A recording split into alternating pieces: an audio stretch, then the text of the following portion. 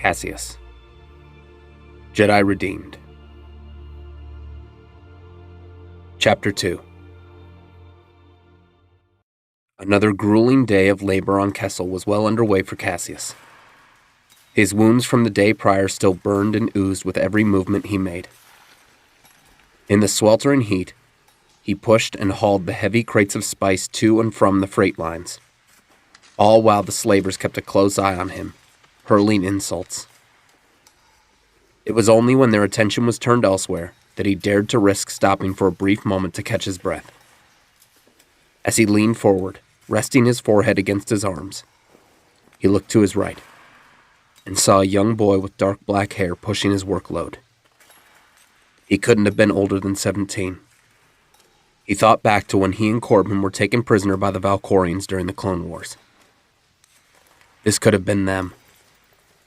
And now it was. The fate he had so narrowly escaped so long ago had caught up to him. Unlike this boy, however, Caseus had learned to adapt as best as he could to his new conditions. The estimated lifespan for humanoids in the mines was about 2 years. Caseus had nearly doubled that. This boy, however, was already beginning to waste away. He wouldn't last a year. As he watched the young man struggle, his heart filled with pity. Where had this boy come from? What crime had he committed that he was damned to a place like this? A loud horn blared. It was time for their rations. All of the slaves were gathered at the center of the work area and forced to sit in groups of 4. Caseus painfully sat on the hard ground, his tight shackles cutting into the skin on his wrists. The slavers soon came by with rusted canisters filled with water and old sacks containing stale bread and dried meat barely suitable for eating. As he looked to his left, the young man sat down beside him, completely exhausted and drained of any will to continue. The slavers soon came over, giving the normal rations to the 3 workers with him. Caseus, however, was given only half a canister of water to drink, and a quarter piece of bread with a small piece of the dried meat. As the slavers moved on to the others, Caseus looked at his meager rations, and then to the boy beside him, who had already finished his. Looking around, making sure no one was looking, Caseus tapped the boy on his knee and handed over the food he had been given. The young man was confused, not understanding the generous offer. "Take it. You need it more than I do. Please." The boy looked to be almost in tears as he reached out and took the rations. "Haku! Haku!" Caseus' stomach churned as one of the slavers spotted him handing the rations over and harshly slapped him in the face, shouting at him in his native language. "Please, he needs that food. He's just a boy." The slaver looked from Caseus to the young man and laughed, looking back to the other slavers. "Ubachasi, he's growing boy." The other slavers laughed before the boy was hauled to his feet and forced to push Caseus' spice haul.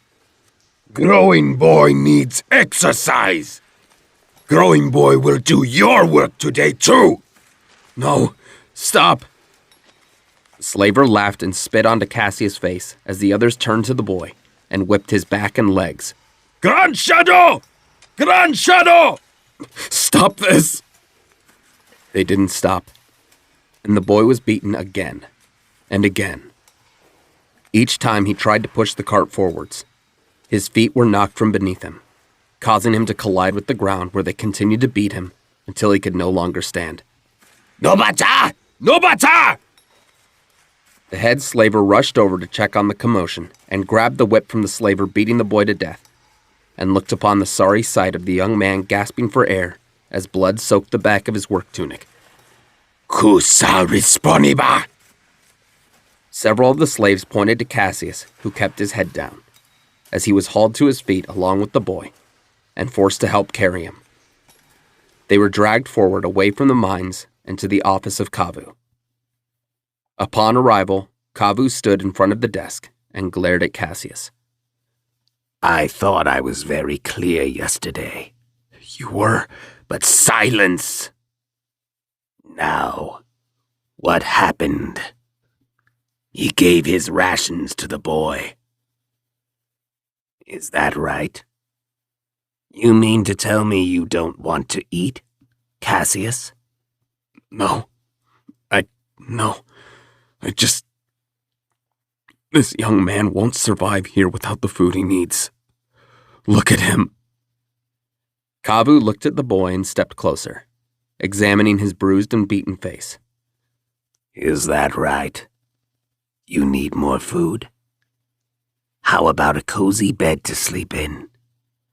Maybe a cup of tea and a hot bath. The boy shook in fear as Kabu stepped closer.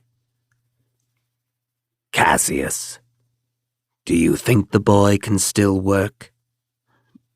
No, not in this condition. He needs rest. And you, boy? Do you think you can continue to work? The boy shook his head nervously as Kabu stepped back. Then we've lost another slave. No! Kabu pulled a blaster from his holster and fired at the young slave, ending his life instantly. Caseus shook in terror, unable to bring himself to look at the horror that just unfolded. Gently blowing the smoke from the barrel of his blaster, Kabu stepped closer to Caseus and whispered in his ear. That boy is dead now. Because of you. Do you know who will mourn his death? Nobody. He came from nothing. Now he dies.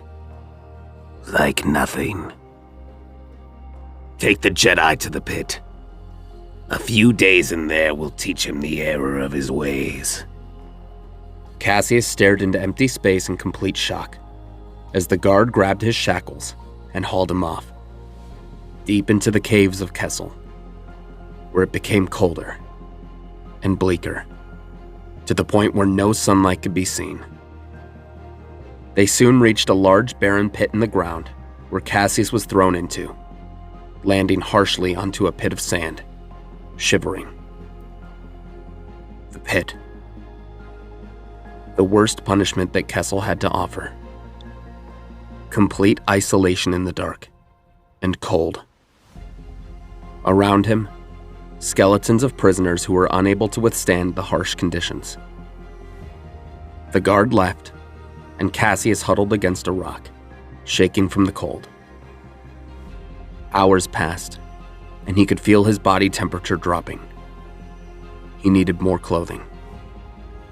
Looking at the skeletons in front of him, he grimaced in shame and disgust as he made his way over and removed the tattered clothing from the withered corpses and put on every extra layer he could. Then, he sat, in despair and defeat. He wanted to cry, but he didn't have the energy. All he could do was wait. Back on Yavin, Gaidom looked through the security recordings and data files from all over the Outer Rim. Colonel Haywikind. Gaidom turned as a rebel commander entered the chambers. What is it? The Arabella has just landed. I've been told they have news for you. Okay, I'll be right there.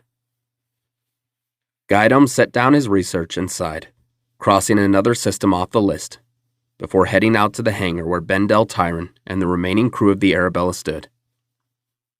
Captain Tyron. Colonel. Bendel shook Gaidom's hand and nodded in respect. I'm told you have news. Maybe. It's a long shot. Tosa? Tosa hissed and walked over holding a datapad.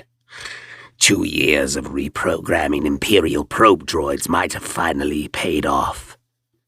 Opening a recording on the datapad, Gaidom saw hundreds of slaves pushing crates of spice and minerals on a barren world. Kessel? That's right. But that's not all. Tosa took the pad and zoomed in on the recording to a particular slave, with long, dark brown hair and a metal arm. We think we might have found our wayward Jedi. Guidom examined the image carefully. It was difficult to make out a face. This was the best image the probe could get? You think reprogramming these droids is a simple task? You're lucky I could get that footage alone. Now, do you think that's him or not? Because if it isn't, we've hit a dead end. Again. Guidom looked carefully at the image and enhanced it as best as he could. That's him. That's Caseus. You're sure? I'm sure. This is good news. Good news? The fool is locked up on a planet made to be inescapable. That fool is my friend, and one of our greatest assets in this war. If you want to cower here, that's fine. But I'm going to Kessel.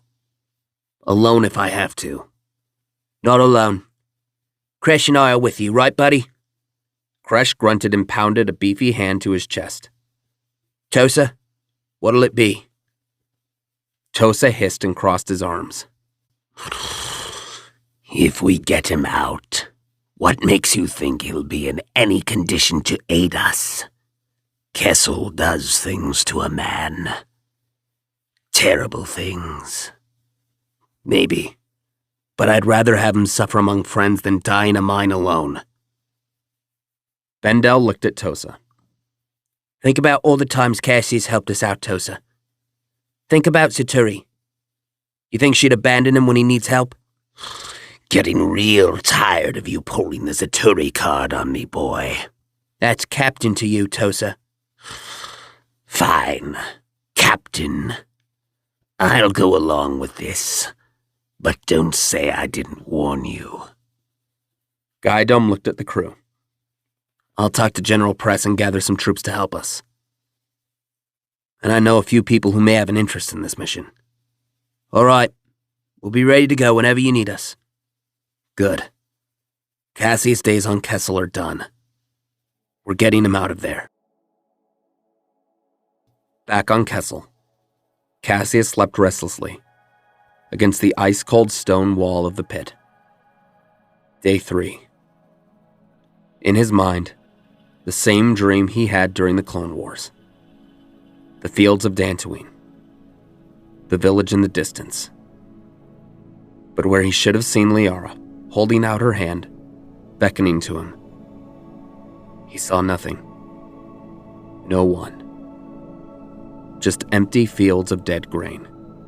Shag! Shag! Cassius opened his eyes and looked up at the top of the pit and saw one of the slavers at the top throwing down a rope. Slowly, Cassius crawled on his hands and feet over to it and tied the rope around his waist and hand as the slaver hauled him to the top, only to smirk and drop him back into the pit below, knocking the air from his lungs and sending painful waves through his back. Climb! Cassius lay still, gasping for air. What could he do? He had no strength in his body, no food, no water, and he was expected to climb from the bottom of the pit up to the top. He closed his eyes and was ready to accept that he would die down here, that his long struggle was at an end. What are you doing, boy? Cassius kept his eyes shut and gritted his teeth. Your master would be disgusted with you. Get on your feet. I can't. I can't. I told you before. There is no I can't. Are you going to lie down there like a sick animal and die in the dark like a coward? Or are you going to get up, climb out, and teach these bastards a lesson in what a true Jedi is made of? You're dead. This is all in my head. Soon you'll be dead, Caseus. But I died fighting. You'll die succumbing to your own weakness. Is that how you want to die? Now get up! Now! Cassius clenched his fists and hoisted himself to his feet before grabbing onto the rocks jutting from the wall. Now move. Ignore the pain. Climb. Caseus shakily grabbed onto the rocks ahead of him, grunting and struggling as he reached the halfway point and stopped to breathe. No breaks. Keep moving. Prove me wrong, Caseus. Climb. Caseus cried out and pushed forward, his muscles searing in pain, as the guard looked down at Caseus, astonished. Few had ever survived a single night in the pit, much less had the strength to climb out afterwards. Just as Caseus reached the top of the pit, the guard attempted to kick him back in, but Caseus grabbed the guard's foot and glared at him, before pulling forward and sending the guard tumbling down, hitting the walls of the pit as he fell before landing harshly and cracking his head upon a rock. Caseus hoisted himself up and lay on his back, breathing heavily. Dravok. I did it. Dravok. He heard nothing more from Dravok, if he had indeed heard him. And there, Caseus lay, exhausted. And soon, he passed out and saw no more.